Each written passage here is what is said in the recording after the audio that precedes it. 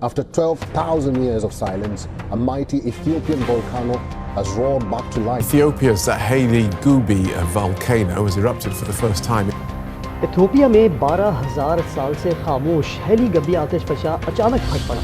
Now some Indian airlines have cancelled flights.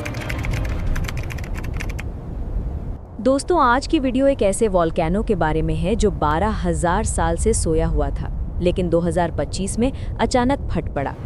ये volcano का नाम है हाइली गुबी, जो ईस्ट अफ्रीका के रीजन स्पेसिफिकली इथियोपिया के अफार ट्रायंगल के पास लोकेटेड है।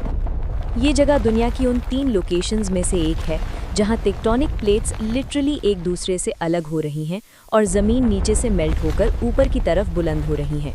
इसीलिए ये एरिया जियोलॉजिकली बहुत एक्टिव रहता है। ये जो रीसेंट इरप्शन हुआ है उसने 10-15 किलोमीटर तक ऐश क्लाउड हवा में उछाल दिया, जिसका असर सीधा मिडल ईस्ट और साउथ एशिया तक पहुंच रहा है। जी हाँ, इंडिया और पाकिस्तान तक। हेली गुब्बी का रिकॉर्ड बहुत लिमिटेड था क्योंकि ये प्लाइस्टोसीन एरा से इनएक्टिव समझा जा रहा था। साइंटिस्ट्स कहते थे कि ये लॉन्ग स्लीप फेज में है, मतलब हवा, हीट और गैस अंडर प्रेशर थी, लेकिन इरप्शन के लेवल तक नहीं पहुंच रही थी। पिछले कई सेंचुरीज से ये वॉल्केनो स्मोल्डरिंग मोड में था, यानी हल्के हल्के गर्म गैसेस निकल रही थी, मैग्मा चेम्बर्स मूव हो रहे थे, लेकिन कोई बड़ा ब्लास्ट नहीं हुआ। लेकिन इस दफ़ा प्रेशर इतना बिल्ड हुआ कि वॉल्केनो ने कंप्लीट VEI 4 लेवल का एक्सप्लोजिव इरप्शन कर दिया, जिसका असर अब कॉन्टिनेंट्स क्रॉस कर रहा है। वोल्केनिक ऐश ज़मीन का मिट्टी वाला धुआं नहीं होता, ये microscopic glass particles, sulphur dioxide और केमिकल एरोसॉल्स होते हैं। जब ये हवा में चलता है तो सनलाइट को ब्लॉक करता है, टेम्परेचर को टेम्परेरीली कम करता है, फ्लाइट्स को ग्राउंड कर देता है और सांस का मसला क्रिएट करता है।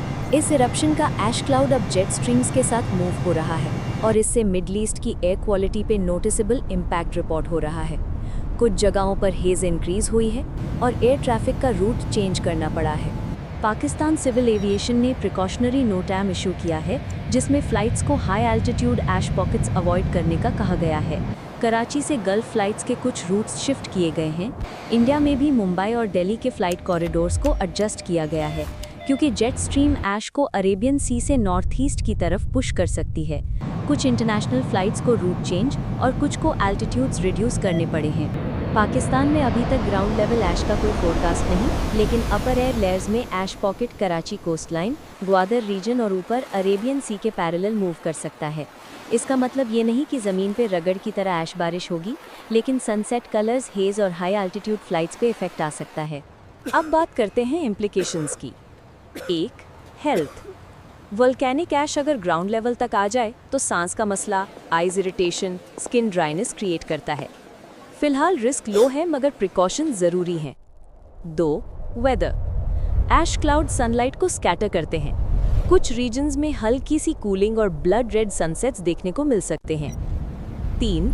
ट्रैवल। एविएशन सबसे ज़्यादा अफेक्टेड होती है क्योंकि ऐश एयरक्राफ्ट इंजन्स को डैमेज करता है।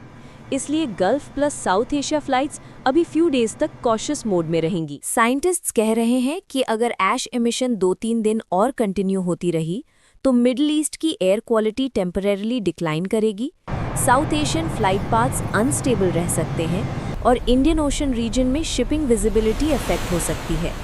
लॉन्ग टर्म इम्पैक्ट अभी अनसर्टेन है, लेकिन अगर वॉल्केनो सेकेंडरी वेंट से और फटा तो और ऐश जेट्स एटमॉस्फेयर में जा सकते हैं।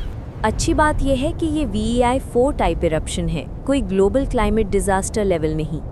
अगर आपको हेली गुबी पर बनी ये वीडियो पसंद आई तो लाइक ज़रूर करें, कमेंट करके बताएं आप किस चीज़ को नेक्स्ट कवर देखना चाहते हैं और शेयर करें ताकि लोग मिस इन्फॉर्मेशन से बच पाएं।